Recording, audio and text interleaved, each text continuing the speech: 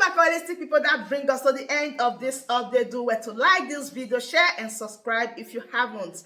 Subscription is free. Please smash on that red subscribe button that says subscribe and turn on the bell icon for more latest updates. See you when I see you. From me to you, from here I said bye.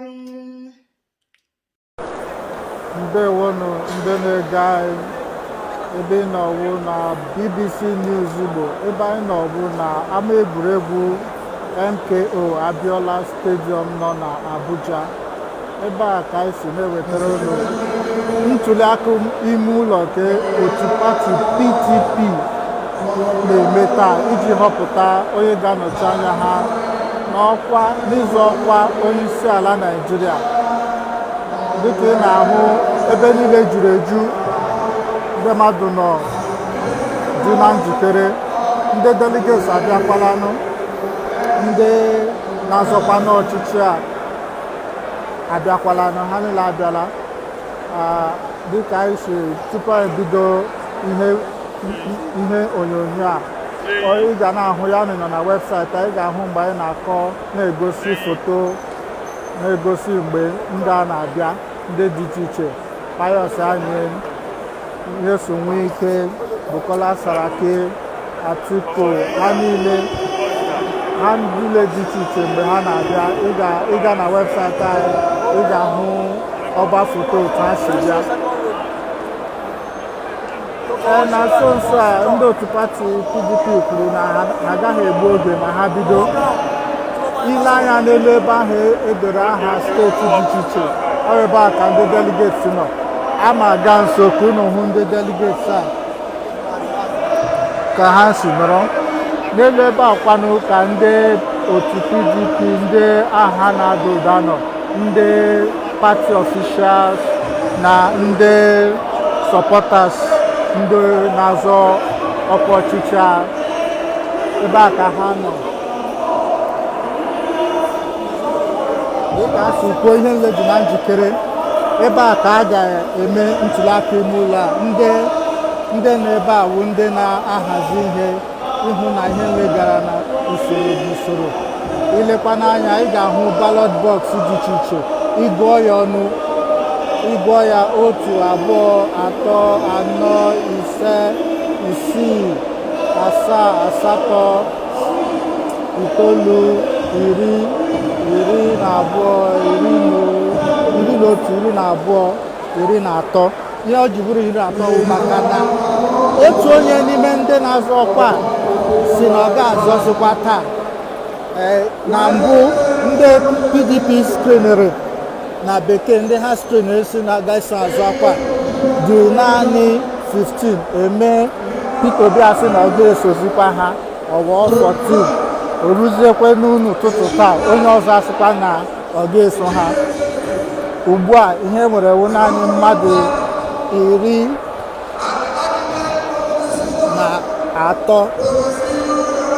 ndị ga-eso azụ ya. N'elu ebe a ka ndị pati delegates ahụ nọ. Ha gbakọla. Ị ga-ahụ aha steeti ha dị iche iche.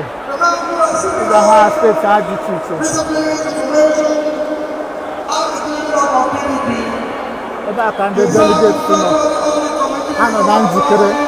Ụfọdụ n'ime ha na-eti aha ndị ha ga-atụrụ emere ntuliaka.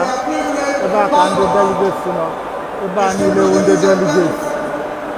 Dịka iwu akwụkwọ PDP si kwuo, ọ sị na ha dị 811 bụ ndị ga-eme ntuliaka taa.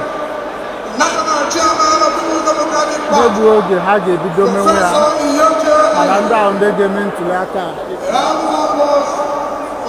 ndị pati delegates. Dịka anyị na-ewetara ụnyaahụ, ebe akwa n'ebe ha ga-anọ eme ntuliaka.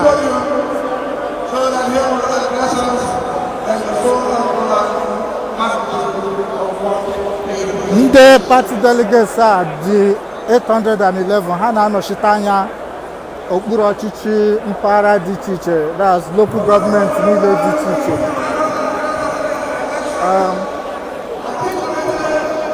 ndị na-ahazi otu pati PDP ekwuole na ha dị na njikere ime ntụliaka taa ịhụ na a họpụtara otu onye ga-anọchite anya ha n'ịzọ ọkwa ọchịchị onyeisi ala n'afọ 2023. Icheta na nso nso a ụnyaahụ ka INEC wepụtara akwụkwọ na enyochila ha obere oge iji mee nhọpụta ha ma nye aha onye ha họpụtara. O nwere ndị pati ndị si ka ha nyechi ha oge, mana ndị PDP esiela ọnwụ sị na ha ga-emeriri ebe ha sigo ọgba aka na ha ga-emeriri aka na onweghị ihe ga-akwụsị ha ime ya. Professor His Excellency, the former President of the Senate of the Federal Republic of Nigeria, Mr. National Chairman, sir. Anyị ka na-ewetara unu ka o si aga.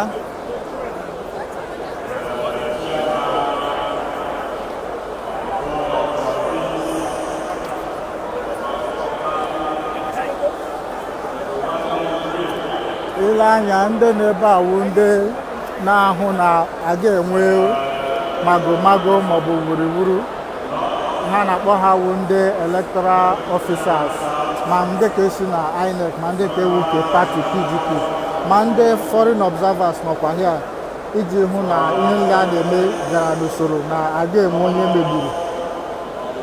Ọha wụ ndị kwụ n'ahịrị dị iche iche na-ele ihe a na-eme n'ahụ na ọ na-aga n'usoro dịka isikwu na ọ ga-eme.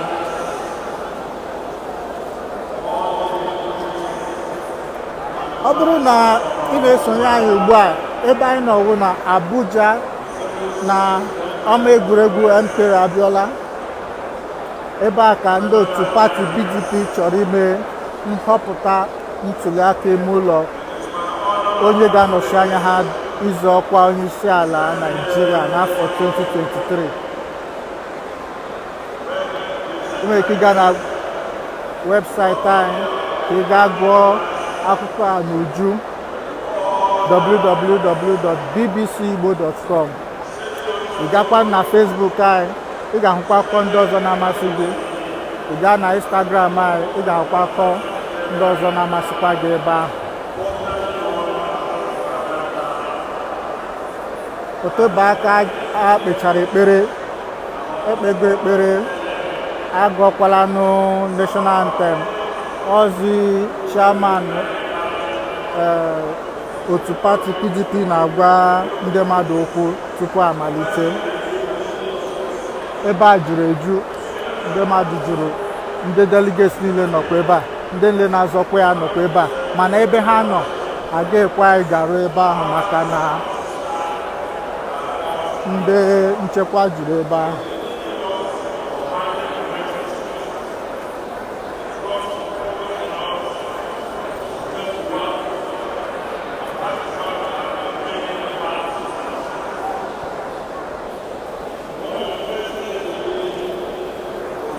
Ebe ahụ ndị na-akwado ihe a na-eme na ndị bịara ile ihe a na-eme.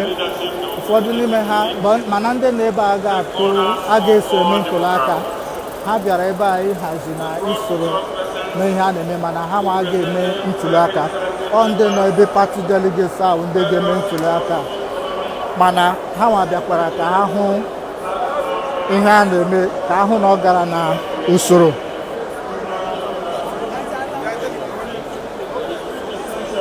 Ebe a ka anyị nwere ụfọdụ ndị gọvanọ PDP. Ilezi anya ọfụma ị ga-ahụ ha dịcha ebe a. Ị ga-ahụ gọvanọ Edo steeti, Moto Delta steeti,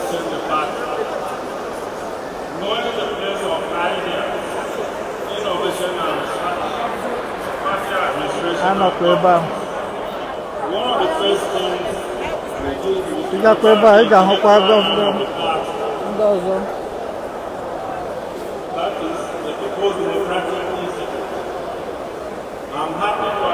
Gọvanọ ndị ọzọ nọkwa ebe a.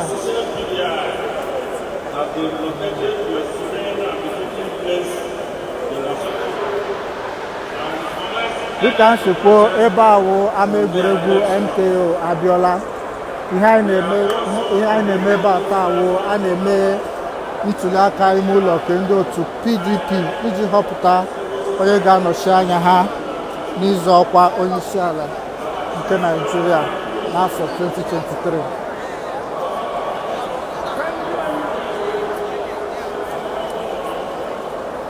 Ihe awụ ballot boxes a ga-eji mee ntụliaka a ga-abịa gwa ndị mmadụ ndị delegates otu ha ga-esi mee ya. Ama m na ọtụtụ n'ime ha emego ihe a mbụ, so ha ma otu ha ga-esi mee ya, mana ndị isi pati ga-abịapịa gwakwa ihe ha kwesịrị ime na otu ha ga-esi mee ntụliaka ahụ ka ọ gaa nke ọma. Mana ndị a ịhụrụ guzo n'ihu ballot boxes ndị a bụ ndị observers. Ụfọdụ si INEC, ụfọdụ kwanụ nke ndị otu pati, ụfọdụ sikwa na otu ndị ọzọ bụ international observers iji hụ na ihe niile gara nke ọma na-enweghị wuruwuru na ya.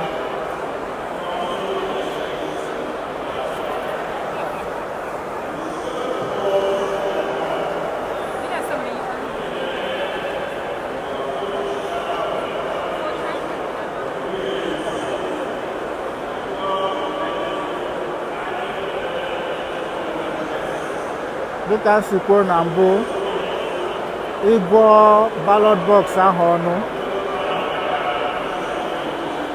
ịgụọ ya ọnụ, ọ dị 13.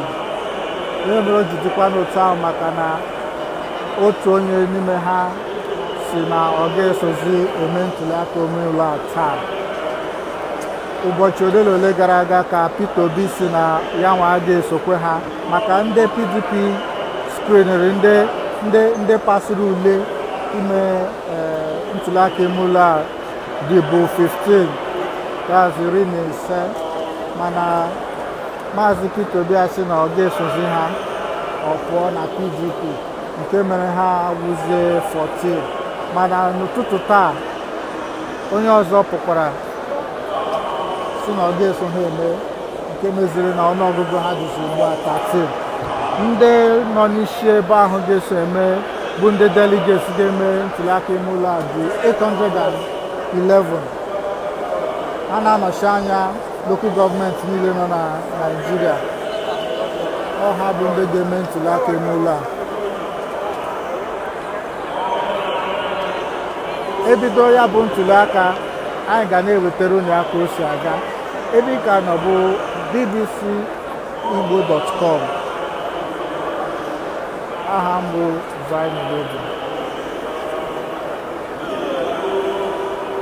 That brings us to the end of this update. Do well to like the video, share and subscribe.